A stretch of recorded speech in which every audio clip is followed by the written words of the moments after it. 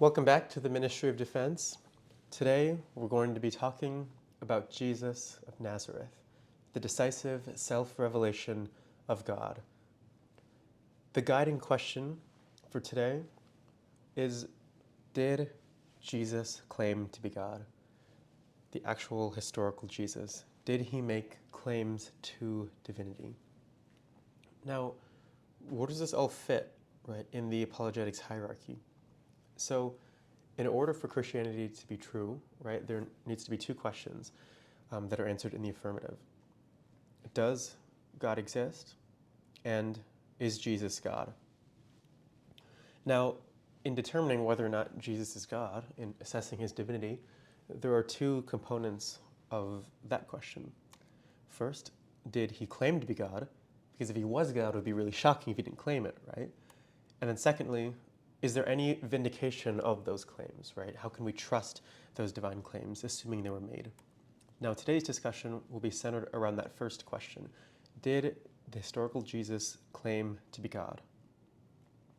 Now, Christianity is very unique because Christianity stands or falls on the person of Jesus of Nazareth.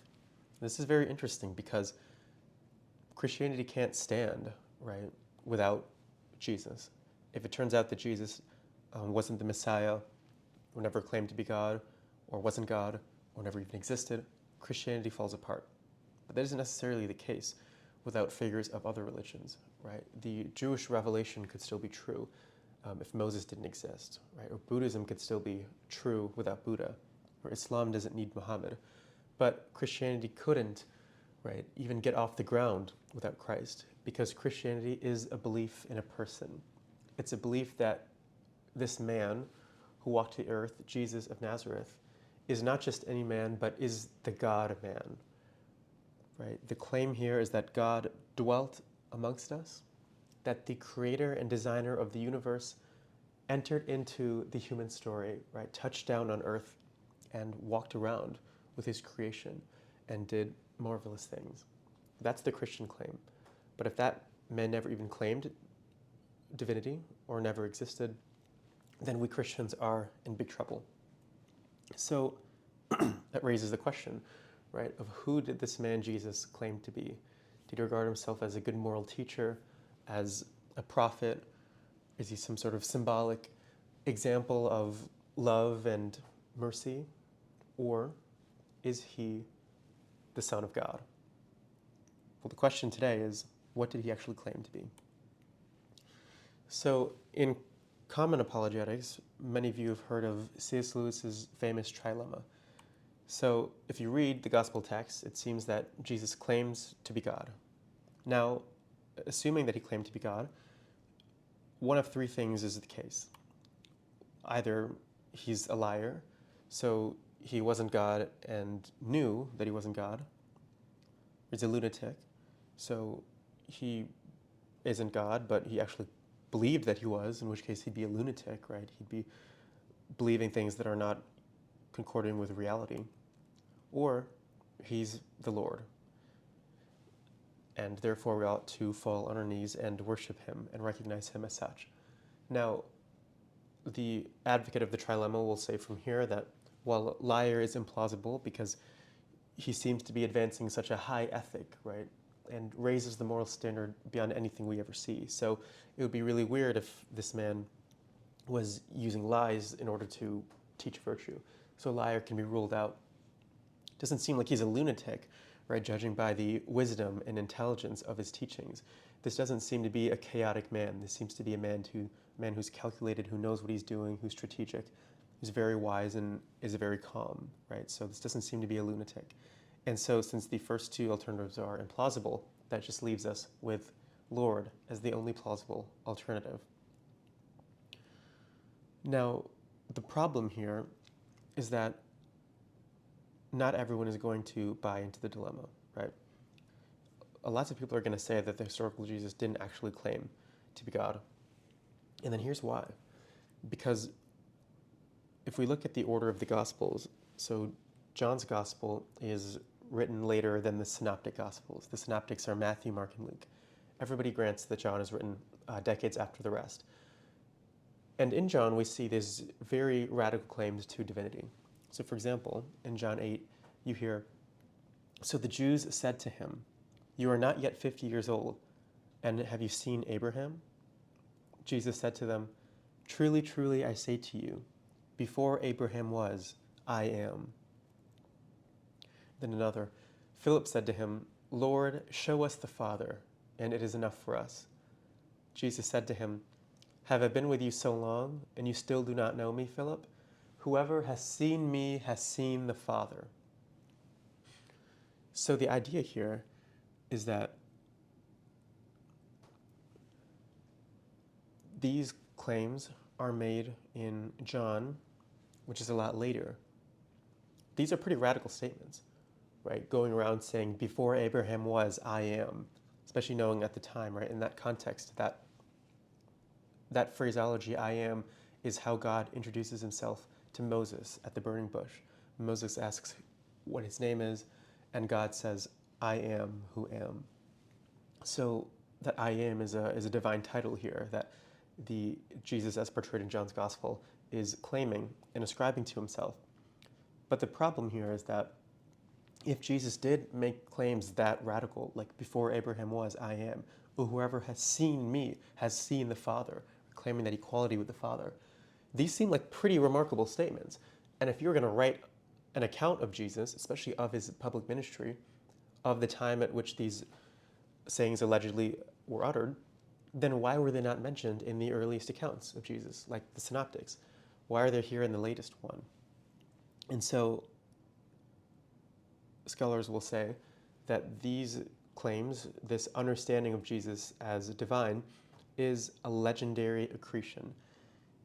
These sayings and understandings are not authentic to the historical Jesus, to the Jesus that actually walked on the ground.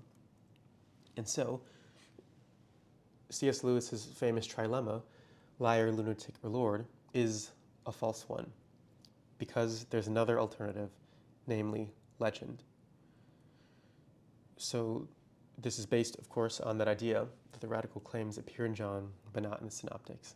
And so the claims of Jesus as divine are legendary developments. And so that's the alternative, right? Yeah, it may not be. Maybe liar and lunatic are implausible, but that doesn't mean Lord is the only hope. That's the only option left. It's just that, these sayings are not even authentic. These sayings are legendary accretions that develop over time. And so one can reject the trilemma, right? One does not need to necessarily believe that Jesus is Lord just if he doesn't believe that he's not a liar or a lunatic. Bart Ehrman puts it this way. He's one of the most famous New Testament scholars in North America, possibly in the world.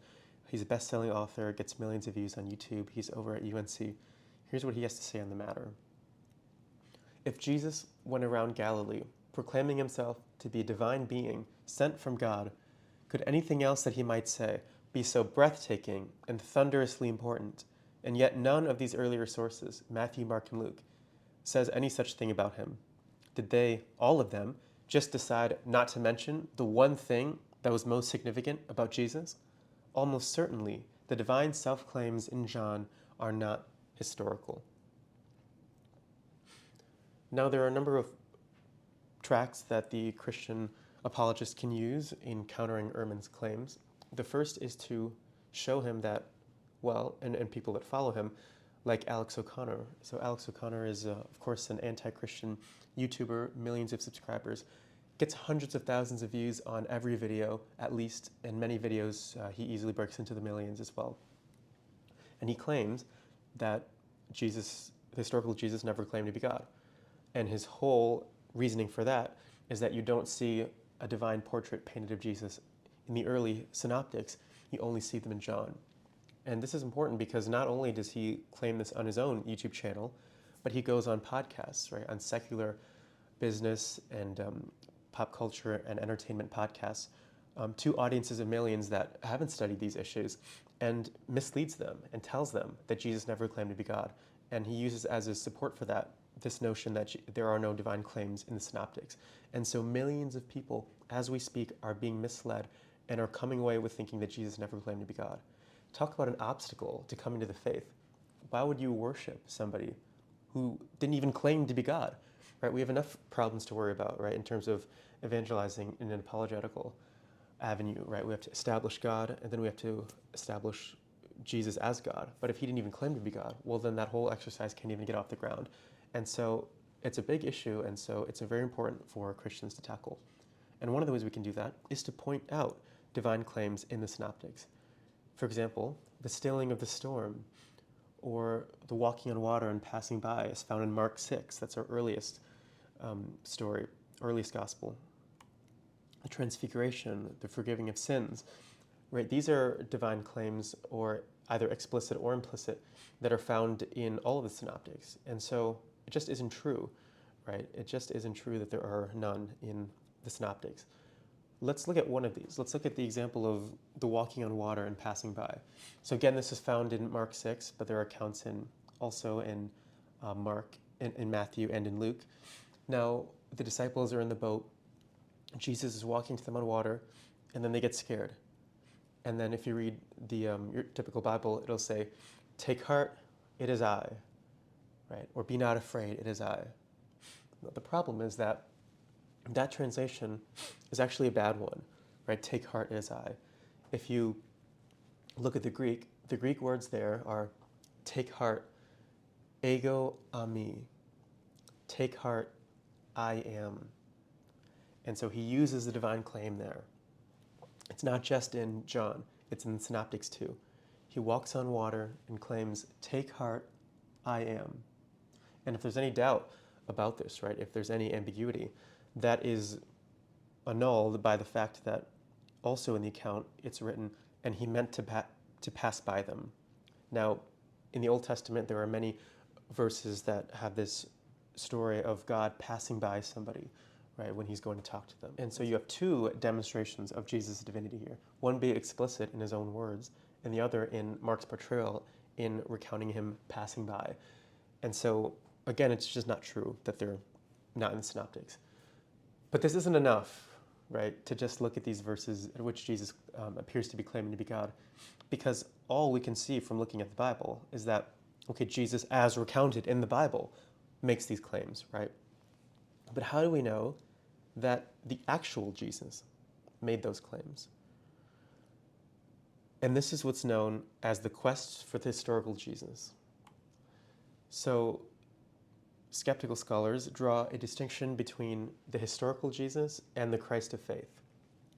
The Christ of faith is the Jesus that we all worship in Mass every Sunday, that we sing hymns to and about. He's the Jesus that reigns as the King of our hearts, right, that we worship and put our trust in. Now, the historical Jesus, on the other hand, is the Jesus of Nazareth that actually was a boots-on-the-ground figure of history, who was born, who felt pain, who ate food, and who died about 2,000 years ago, the actual man itself, versus the other one is our theological interpretation of the man. Now, what skeptical scholars want to say is that the historical Jesus is the pure Jesus, whereas the Christ of faith is this warped version of Jesus that's been colored theologically, right, by the church and by the original Christians, right, a few decades after the historical Jesus lived. And so what they want to do is to say that the gap between the historical Jesus and the Christ of faith is rather wide. Now, the task of the Christian New Testament scholar is to show that the gap between the historical Jesus and the Christ of faith is actually quite narrow, if there is a gap at all. And as Catholics, right, as we are conservative theologically, we're going to want to say that there is no gap, that there is no difference between the historical Jesus and the Christ of faith. They're one and the same person. And so we can look at those examples in the synoptics that we just saw, but how do we know that they were actually uttered by the historical Jesus? And so it's not enough to just point to verses, we have to also demonstrate their historicity. But before we look into the verses in which Jesus claims to be God, both implicitly and explicitly, and then verify them historically, let's first look at the movement, right, across the last few centuries in terms of unearthing the historical Jesus. So we begin with the Life of Jesus movement. So during the late 18th and 19th centuries, post-Enlightenment European theology strove to find the historical Jesus, right? The one that is beneath the portrait of Jesus that's portrayed in the Gospels. And so the goal of this endeavor was to write a life of Jesus that it really was, like it really was. Right? The goal was to unearth the historical Jesus behind the Christ of faith.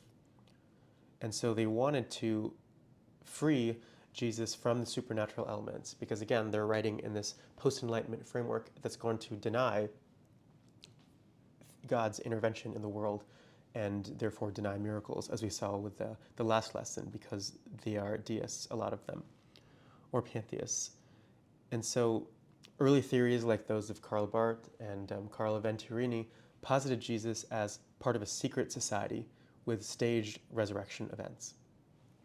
Now, this is just one example of one after another, these lives of Jesus started to appear, and each person thinking that they had discovered the real historical Jesus. And so notice here, right, we're talking about staged resurrection events because they want to get rid of supernatural explanations for these events. They want them to be natural explanations. And so scholars like H.E.G. Paulus tried to explain miracles naturally. And this was much of the early life of Jesus movement, right, to provide natural explanations for Jesus' miracles and resurrection. And so Paulus's Das Leben Jesu, published in 1828, in that he devises all sorts of clever explanations, right, to explain away the substance of the gospel miracles, while still accepting the form of the factual accounts. But this paradigm was shattered by the famous New Testament scholar D.F. Strauss, right? And so in his work, he argued that the gospel miracles were myths, right? Evolving the Christ of faith from the Jesus of history. And so according to Strauss, the miraculous events in the Gospels never happened, right? They were legendary accretions. They were editorial additions. The real historical Jesus was just a normal human teacher, and he made such a powerful impression on the original disciples that after he died, they applied to him the myths regarding the Messiah that had evolved in Judaism. And so you did have a Jesus of history, of course, but then from him evolved the Christ of the Gospels, who was the Messiah, the incarnate Son of God, the Lord, and such, and the like. So the mythological Jesus never existed. He's just a figment of the early church's theology. Then, now that the question of miracles was dead, you have the rise of liberal theology. And so 19th century liberal theology viewed Jesus as a moral teacher rather than a supernatural figure. And so people found ethical interpretations of Jesus' teachings rather than actual metaphysical or eschatological interpretations. So for example, the kingdom of God was interpreted as an ethical community of love, right, amongst mankind. And so although Jesus did use apocalyptic language that might hint at eschatological predictions, his real meaning, according to these scholars, was ethical, right? So he's trying to build this kingdom here on earth. So it's a movement from the heavenly to the worldly, right? From the supernatural to the natural, from the spiritual to the material. But this old quest ends up dying with William Reed and his theory of the messianic secret. And so basically, Reed was perplexed by this question of why does Jesus always try to conceal his identity as the Messiah, right? He always asks people who he is. They tell him, you're the Messiah, right, his disciples, and then he charges them to tell no one, right? And this happens again and again, as recounted by Mark. Now, Reed is wrestling with this question because he asks, why is that, right? Why does Jesus do that? And he provides this brilliant answer to that question, which is that so many people, at the time, in the decades after Jesus died, didn't have this belief of him as the Messiah, right, or as God, or any of these things. And so, therefore, Mark, who had theological motivations, and so therefore wanted people to believe that Jesus was God and the Messiah and all these things, he had to account for a reason why all of these people in the area in the time period didn't believe Jesus was divine or messianic because Jesus told people not to tell everyone that. And so that's why they didn't know. And so, therefore, the corollary of this is that even our earliest sources about the life of Jesus, like Mark, were theologically colored and therefore could not be trusted. And so, therefore, it became clear that if even the most primitive sources are untrustworthy, then a biography of the historical Jesus was impossible.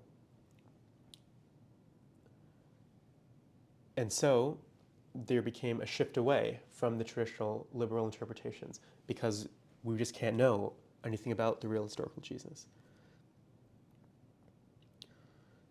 So then we move on to dialectical and existential theology. And so mid-20th century scholars like Karl Barth, right, a big influence on Bishop Ehrman, and Rudolf Bultmann, both Germans, emphasized the Christ of faith, right? And they relegated the historical Jesus to theological rather than historical significance. And so they have this distinction between, in classifying the events of Jesus, the events and sayings of him, which is that, you know, these events and sayings could be rendered as historic, but not historical. So those events are of great importance for history and mankind, but they aren't accessible to ordinary historical research like other events. So for dialectical and existential theology, the Jesus of history receded into obscurity behind the Christ of faith. What really mattered was not the historical Jesus, not the man that actually walked around, but the Christ of faith, the Christ that can actually be relevant to us today and impact our lives today.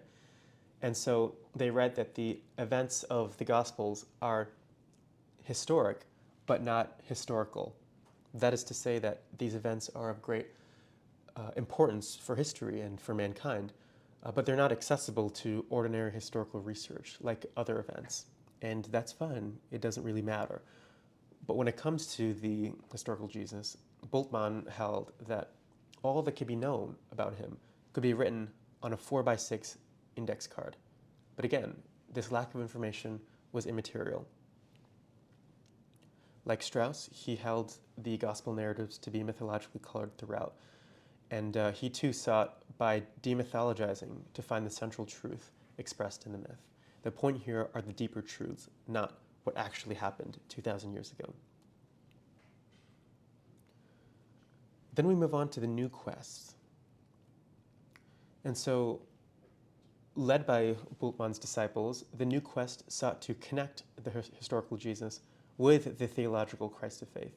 Right? So they wanted to bring them back together, but they remained cautious due to theological biases in the Gospels. They still think that the early sources are colored and written by people with agendas. And so those pursuing the new quest are painfully conscious of the presence of theology. And so therefore they're reluctant to ascribe to the historical Jesus any element that may be found in the theology of the early church. It's so funny, people like J.A.T. Robinson actually differentiate between the historical Jesus and the Jesus of history. The Jesus of history is the Jesus who really lived, and the historical Jesus is the Jesus that can be proved as a result of historical research. Robinson says that this new quest concerns only the historical Jesus, not the Jesus of history. And Robinson believes that because of the presence of theology in the Gospels, the burden of proof rests on the scholar who would ascribe some fact to the historical Jesus, not on the scholar who denies this fact. So if you want to believe that the real Jesus who walked around uttered this phrase or believed this idea, then you need to prove that. I don't need to prove that that isn't the case because of the fact that we know that these documents are theologically colored. By default, they're considered untrustworthy unless and until they're proven to be historic and historical, right, given the historical method. John Mayer also has distinctions between the Jesus that really walked and the Jesus that can be known from history. But now we're in the third and final quest for the historical Jesus. And this is a contemporary movement that seeks to integrate Jesus' Jewish identity and into the context of a discussion of who he is and who he claimed to be. So basically, what has happened with this third quest is that scholars have realized that the correct way of understanding the life of Jesus is not against the backdrop of Greco-Roman mythology, but of first century Palestinian Judaism. At the end of the day, Jesus was a Palestinian Jew who lived in the first century. And so if we're going to understand what he means by certain phrases and what the early church regarded him to be and to proclaim, then we need to understand him. We need to situate him in the context, both theologically and historically, that he actually lived in. Both theological and historical, that he actually was a part of. First century Palestinian Judaism. And so scholars, including Geza Vermes, now interpret Jesus as a Jewish holy man or a charismatic figure rather than through Hellenistic myth. This movement has been called the Jewish Reclamation of Jesus, and it's this wonderful time in the historical Jesus movement that we get to live in today. This movement is known as the Jewish Reclamation of Jesus and is now the opinion of most historical Jesus scholars. So now we're going to do our own investigation, right, into whether or not certain claims that appear in the Gospels, claims that might hint at Jesus' divinity or may explicitly reveal it, whether or not those claims are actually historical, whether or not they were uttered by the Jesus of history. And so in doing that, scholars have developed 6 criteria of historicity. Now, these are better understood as indications or signs of historicity rather than criteria, because criteria makes it sound like they need to be met in order for the event or claim to be considered historical, whereas they aren't, in fact, necessary conditions. They are sufficient conditions. So if these things are met, then it follows that the event is historical. You cannot conclude that if these things are not met, then the event is not historical. So the relationship goes one way or not the other.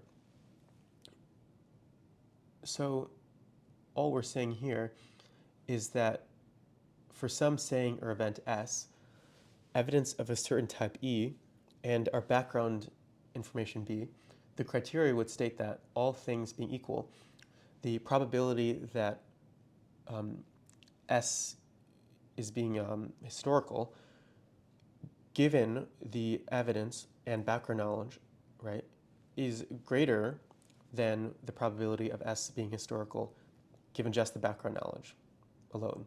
So in other words, all else equal, the probability of some event or saying is greater, given, for example, its multiple attestation, one of the criteria, as we'll see, than it would have been without it.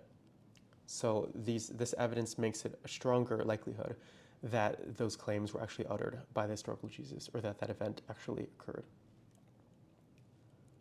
So what are the criteria of historicity? So we have historical congruence. So historical congruence is when S fits in, right? Remember S being some saying or event. So S fits in with known historical facts concerning the context in which S is said to have occurred. So it fits with what we already know about the world at that time. You have independent and early attestation. So S appears in multiple sources, which are near to the time at which S is alleged to have occurred, and which depend neither upon each other nor upon a common source. Obviously, if multiple different people are attesting to an event and are saying an event happened, it's more likely that that event did happen, especially if though there are multiple of them, if they're close to when the actual events occurred, if there are witnesses, that's even stronger. And if they're independent, if they don't rely on each other, then you have multiple reasons to believe that an event was historical, not just one reason. Thirdly, you have the criterion of embarrassment. So S is awkward or counterproductive for the persons who serve as the source of information for S, right? So if people are really writing with an agenda, they're not going to include details that embarrass their side and that make them look worse. If they include those details, then it's a good indicator that their motivation is to actually write a true account of history and not to advance their own side or position. Fourthly, we have dissimilarity. So S is unlike antecedent Jewish thought forms and or unlike subsequent Christian thought forms. And so this shows that they were likely not to have gained this belief from a Jewish theological interpretation at a time, and it wasn't written back into the accounts by later Christians, right, in a more developed Christian theology that came later. If it's not found in anything there, then it's a good reason to think that it actually is found in the event itself, that the event itself is historical. Fifth, you have Semitisms, which are traces in the narrative of Aramaic or Hebraic linguistic forms. So if we know that this is how people at that time speaking this language actually spoke, here's common practices that they had in their speech, and these are being accounted in the Gospels, then we can have a good idea that they are actually historical and they were true phrases that were uttered or true events that actually occurred. And then sixth, you have coherence. So S is consistent with already established facts about Jesus. So it's not contrary to what we already have confirmation on. That gives you good indication that it's historical. Right? And again, these are better called indications of authenticity rather than criteria, because they state sufficient but not necessary conditions for historicity. So now let's actually get into a defense of Christ's divine claims. So Jesus claims to be divine in two ways. He explicitly claims it, and then he implicitly claims it.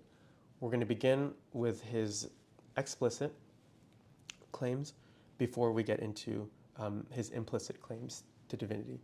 And his explicit claims are going to be found in the context of his Christological titles, namely Messiah, Son of God, and Son of Man.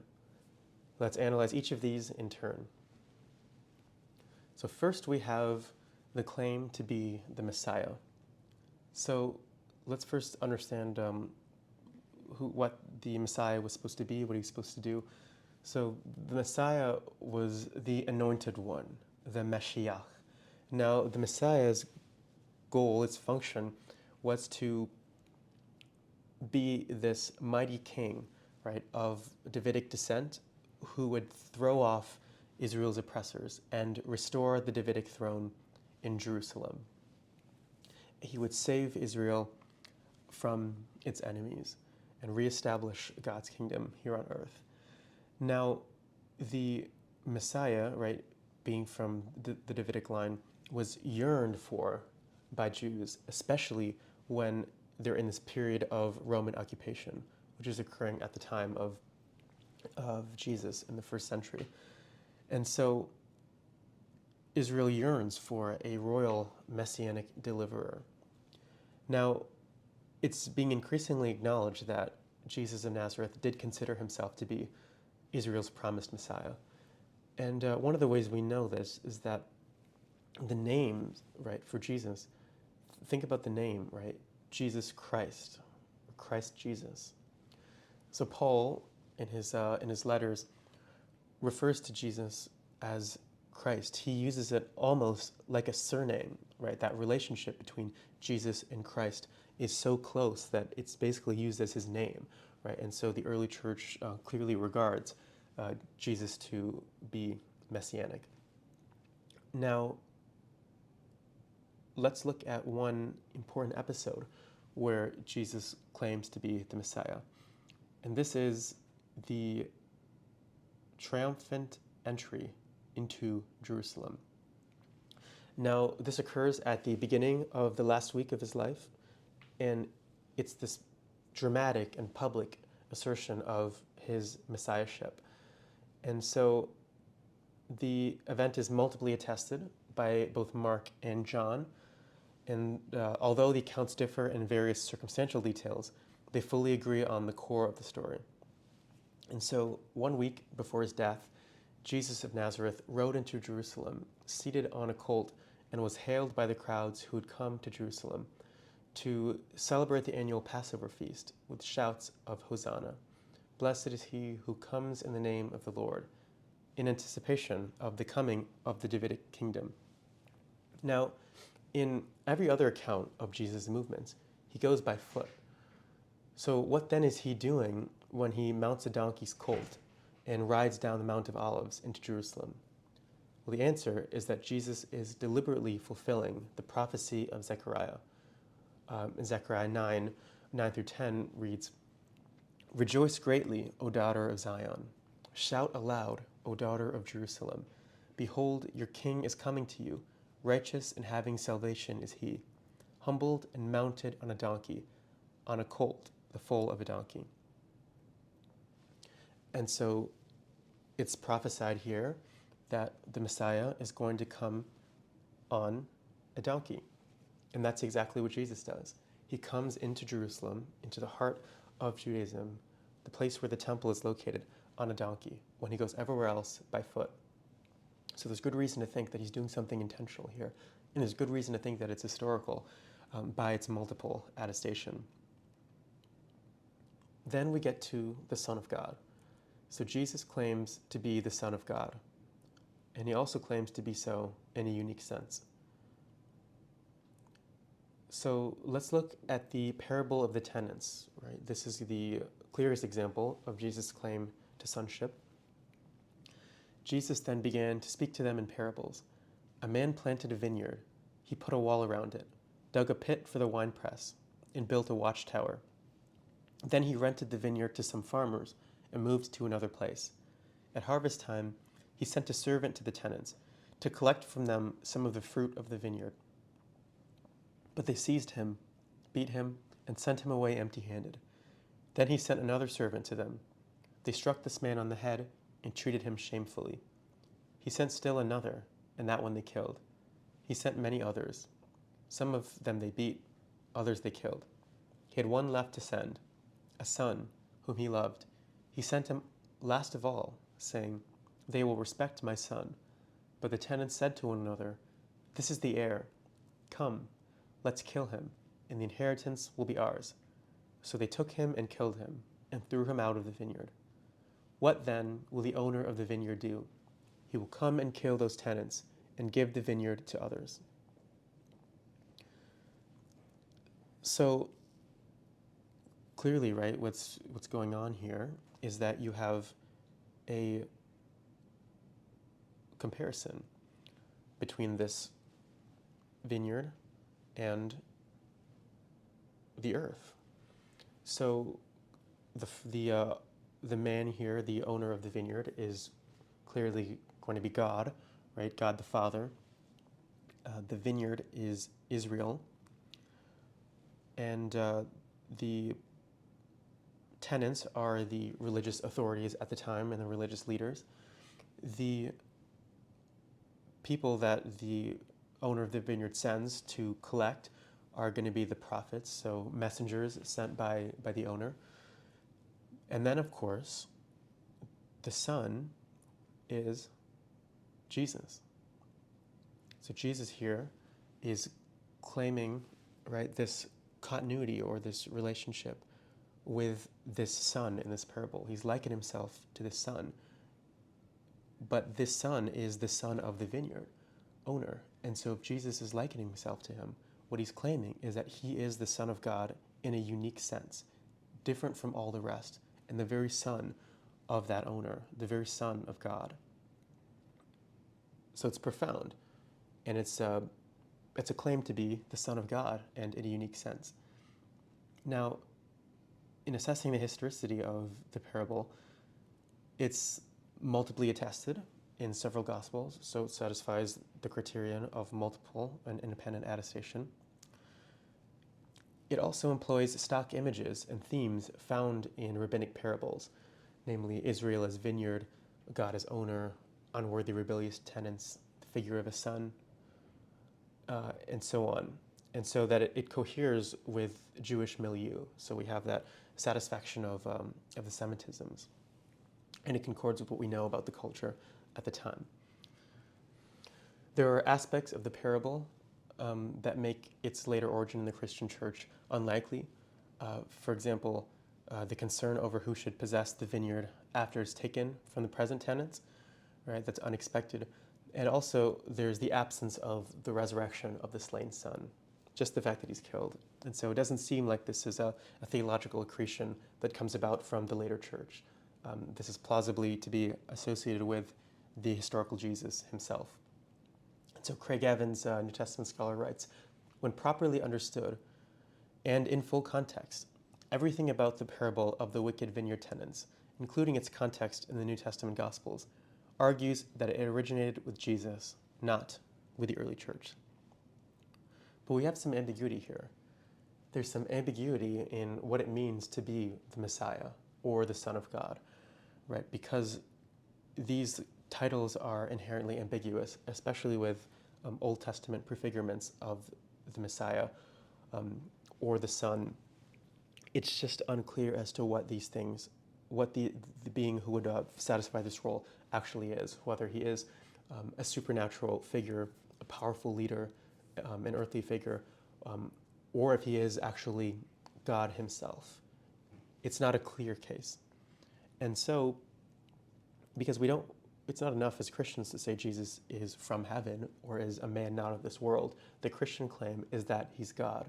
And so we need unambiguous reason to think that he's God. And so that brings us to our third and most important Christological title, the Son of Man.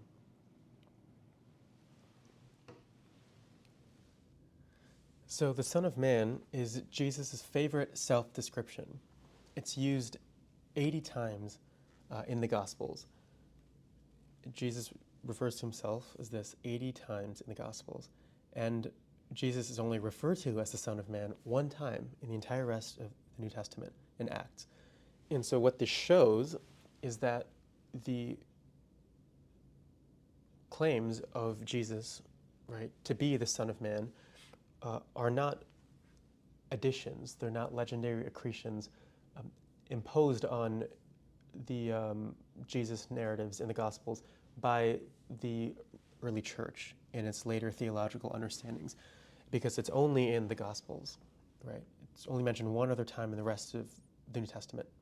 So this isn't something that happens later, this understanding of Jesus as being the Son of Man. It happens, it originates in the mouth of Jesus himself. And in the Gospels, Jesus is the only person who calls himself the Son of Man, even though other people hint at him being the Messiah or the one sent from God, or hint at him being the Son of God. He's the only one who calls himself the Son of Man. And so we have great reason to think that this saying and this understanding of him being the Son of Man is authentic to himself and originates in his own person, and not by later Christians. And so if that's true, then we've satisfied the historical criterion of dissimilarity, since it's dissimilar with later Christian theology. Also, of course, we've satisfied the criterion of multiple attestation, since he claims this several times in all four Gospels. And so we have good reason to think that the Son of Man and his use of it, of the phrase, is historical and not theological. And so it's highly likely that Jesus did claim to be and think of himself as the Son of Man. But of course, the question then becomes, what's significant about being the Son of Man? How is that a divine claim? Well, to understand that, we need to look back at the Old Testament, specifically to Daniel 7, which states, I saw in the night visions, and behold, with the clouds of heaven, there came one like a son of man.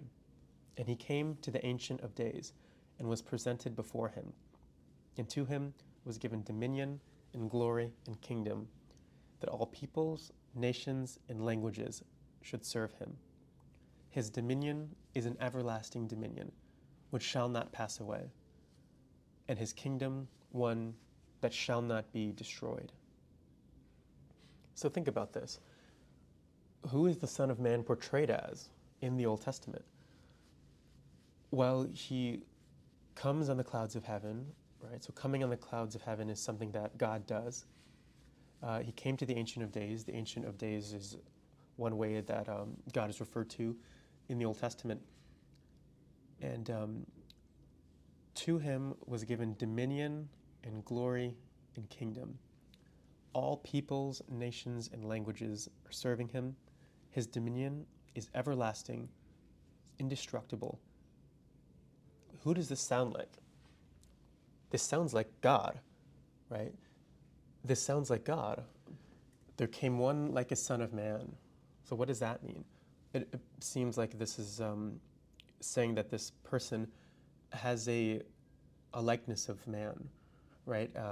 Is coming in the appearance of a man. And so it seems like, again, like dominion, glory, and kingdom. The entire world serving him.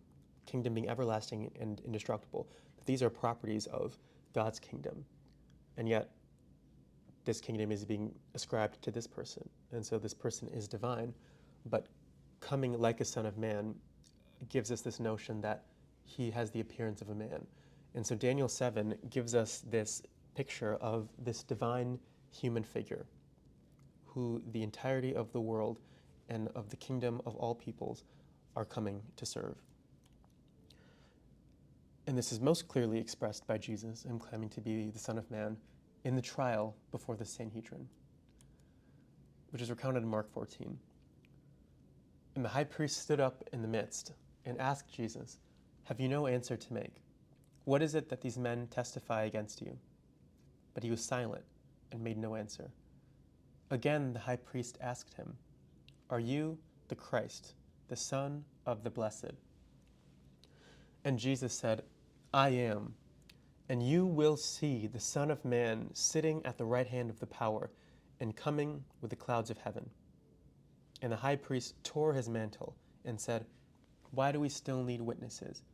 You have heard his blasphemy. What is your decision?" And they all condemned him as deserving of death. Now, we have good reason to think that this account is historical. It's multiply attested. It's in Mark, of course, which is the earliest, and it's consistent with Jewish behavior at the time and Jewish beliefs at the time, especially with respect to jurisprudence. So we know that this did occur, right? That the high priest, the presider over these trials, would tear off his garment, right, when the decision was made. And so then this is exactly what the high priest does here, right? He tears off his garment when there doesn't need to be a trial anymore, when Jesus outs himself, right? When he commits the alleged crimes and allegedly blasphemes there on the spot. And so it's consistent with the behavior of Jewish patterns at the time. And so what this does is it suggests a subtlety, right, in this Markan account of the trial, which would escape a later Christian fabricator, because these rules for dealing with capital blasphemy are perfectly embedded in this narrative that speaks to its actual authenticity. And there are other instances of the subtleties of the Jewish trial practices as well that are, again, embedded in the circumstances of the narrative, which speaks to its historicity, because the more subtle these details are, the more unlikely it would have been that they originate with a later Christian colored by theological influences.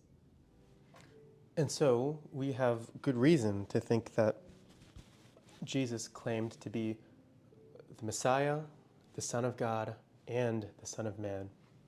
Most importantly, theologically, the Son of Man. And so here we have evidence in the Christological titles that Jesus explicitly claimed to be God. But then there are additionally implicit claims to divinity on the part of Jesus. And here we're going to hone in on the Sermon on the Mount, recounted, of course, in Matthew 5 and 6. So one example of this is when Jesus says, "It was also said," referring to the old law, "that whoever divorces his wife, let him give her a certificate of divorce. But I say to you that everyone who divorces his wife, except on the ground of sexual immorality, makes her commit adultery. And whoever marries a divorced woman commits adultery." So notice what's happening here. You have this pattern, and you see this in other places in the Sermon on the Mount too, this pattern of, "You have heard it said, but I say to you." So the common rabbinic style of teaching at the time was to ground the teachings and the weight of these lessons in the teachings of prior teachers, right, and in the authority of Moses himself. But here, Jesus is grounding the new interpretations not in an historical context, saying like, oh, look, we can believe this because all these other teachers have taught this. Rather, he's grounding the lessons in his own authority. You should believe this because I'm saying it. And this is important because he says, you have heard it said. Where do they hear it for? Well, Moses delivers this law from God himself. And so this is so critical to understanding Jesus. He's literally saying, this is what God said before. This was what was given to you. But I am now saying this to you. So what is he doing here but putting himself in God's place? Who has the authority to correct God's law in this pious Jewish context but God himself? And so Jesus here is implicitly claiming to be divine. And it seems that the people in the crowds thought this as well. Matthew describes them as saying, when Jesus finished these sayings, the crowds were astonished. As Matthew puts it, when Jesus finished these sayings, the crowds were astonished at his teachings, for he taught them as one who had authority, and not as their scribes. And of course, there are many other implicit divine claims in Jesus as well, like the forgiveness of sins, the transfiguration, and other stories. And so it seems that we have arrived at a new consensus. It seems that the majority of New Testament scholars may finally now be on the side of believing that the historical Jesus did claim to be God, and the divine claims are not legendary accretions brought about by the early Christian community. And so it's nice to see that now the tide has turned, and now the expert consensus falls on the side of what the church has been proclaiming for 2,000 years, that Jesus claimed to be God. But also, too, on top of all of that, the scholars and the counter-apologists who claim that Jesus never even said that he was God face a very significant and perhaps even an insurmountable problem of why the early church would have believed that Jesus was God if he never even claimed that in the first place. Remember that we're in this third quest, the Jewish reclamation of Jesus. Now, what is the theological and historical milieu in which these people are living in? First century Palestinian Judaism. Judaism is monotheistic. So why would these Jews come to believe that this man who walked around with them on the earth, a finite creature who's capable of dying, was the creator God himself, was Yahweh himself? Why would these people ever have come to believe that if the man didn't even claim it himself? It seems unbelievable that they would have come to hold that belief. And so the most plausible explanation of why they held that belief, or why the belief originated in the first place, was that it originates with the man Jesus himself. And so now we've solved that first piece of the puzzle. We've showed that Jesus, the real Jesus, did claim to be God. Remember, that's the first component of that question, is Jesus God? Which is essential to Christianity being true, essential to death not being the end of the story, to life not being meaningless, to love not being illusory. All this rests on whether or not Jesus is actually God. And so we've seen now that he really did claim to be God. And so we're now asked this question, right? Given that we've established that he claimed to be God, is he a liar? Is he a lunatic? Or is he a Lord? Well, maybe liar, lunatic seem implausible, but you never know for sure. Next time, we're going to actually see the evidence that God himself has given his people, why we should believe the claims of his son. The hint, he gave evidence to the world to believe his son by raising him from the dead, which is exactly the question we're going to explore next week. Thank you very much, and I'll see you then.